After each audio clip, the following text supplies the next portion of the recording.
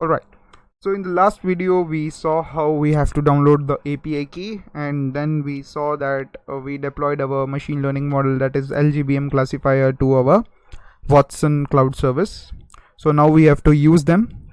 So we downloaded the credentials from there and we have stored it over here.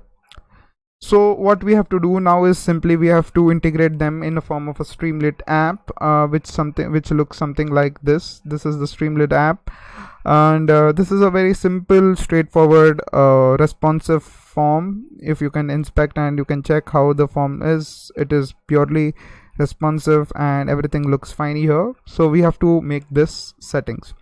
So the first things first, what we need to do is just copy from line number 4 to line number 10. Just copy them and then paste it over here. Paste it over here as it is till line number 19.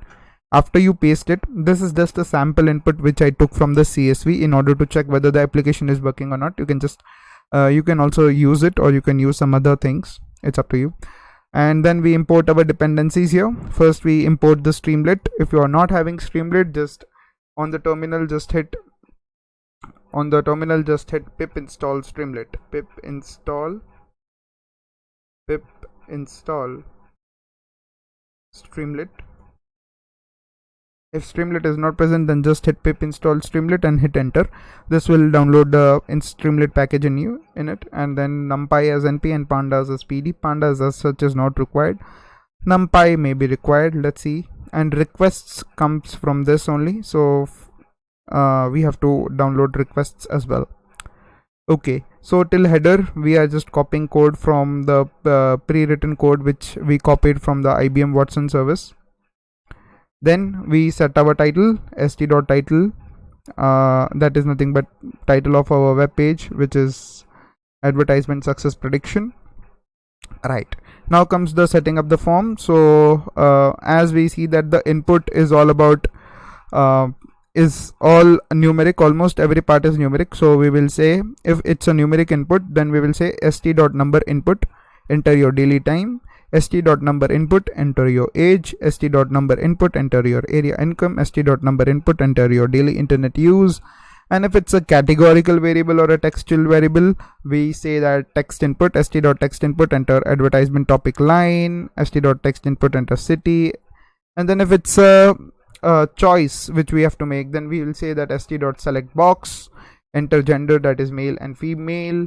And yep, if it's a text, then we say text input. If it's a number or a floating point decimal, we say number input. If we want to select from any choice, basically select boxes we use when we are having ordinal variables. So your male and female are ordinal variables, so we use st.select box. Here they are not ordinal variables because we just have two choices, either male or female. We can select anyone. Okay, so we select male and female. Note that there is no require of doing any pre-processing of the data here, because everything is done in the pipeline which is running in IBM Watson. So you just need to type in the code, type in the data type as it is, which is given in the this thing, your CSV file. No need to do any kind of update, just simply do it, because all the pre-processing and stuff is done at the IBM cloud service. Now the main logic of the code, linking the code, the data filled in the form to the IBM Watson Studio. So now we'll create a button which is nothing but this button, which is a predict button here. So now if st.button predict, now over here this is very important now. So as we all saw in the basic supervised machine learning algorithms as well, we send the data in form of numpy arrays or 2D arrays, right? So the same thing, the input is sent in form of 2D array, which is over here. So all this information is stored. These are all the variables which we just declared above. So if you just observe daily time, age, area, income, daily to use, everything is declared above, and the data is stored there, and we create a 2D list of input features. Now over here, for payload scoring, what we do is we create a JSON file. JSON is nothing but JavaScript object notation. In Python language, it is nothing but a nested dictionary. Okay, so what it does is this is a way to interact with the Watson service in the form, the data is always given in form of JSON format to the Watson service because it is running on cloud, and when it's running on cloud or web, we need to pass the data in form of JSON so that the extraction is done there. So input data is a key, and to that key there is a value list. So we say that and that value list is also nested inside a dictionary, so which has fields as a key. So the fields is nothing but these things which we declared here: daily time, age, area, income, and all.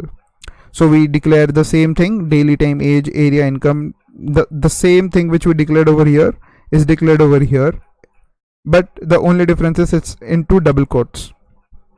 That's it. And values is nothing but the input features. This is nothing but the input feature itself. Basically these are all the variables, and the data of the variables is stored inside this input features. So the fields are these, and corresponding to the fields, these are the values. That is the meaning of the payload scoring, right?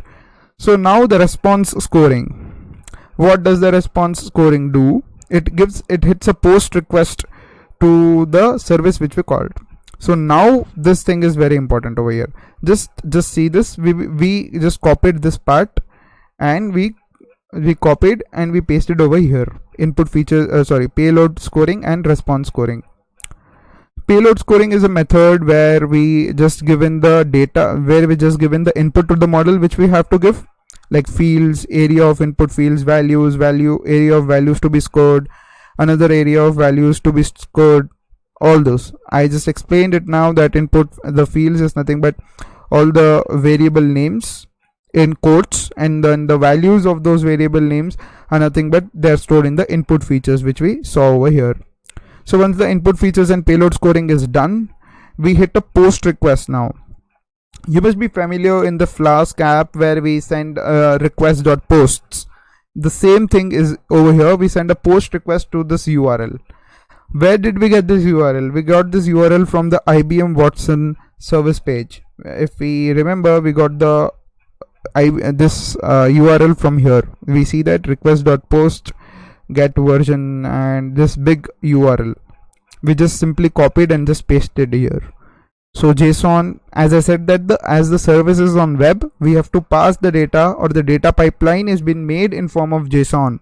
So the data pipeline accepts the data in form of JSON. So that is why JSON object is nothing but the payload scoring. The payload scoring is itself a JSON. We can see that the dictionary which is nested inside another dictionary.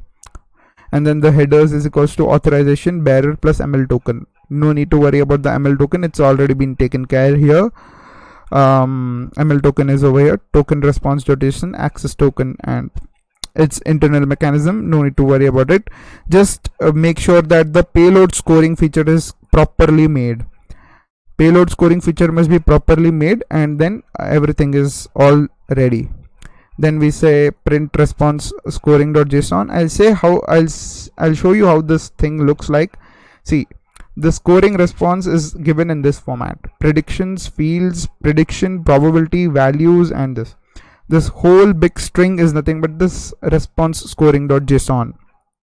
Okay, the post request goes to the IBM cloud. The IBM cloud service takes in the input and processes it and returns the output in the form of a JSON file which is stored in this response scoring. So when you print response.json, you get a JSON file like this, which is a dictionary, nested dictionary. So over here we have this thing. In order to get the values, in order to get this thing is the prediction, right? The prediction is this thing, 0.9999999% is the prediction, and this is the class value basically. Okay, so predictions, we take in the prediction, we take in 0 is nothing but this part, this list is nothing but represents 0, and from that we take the values.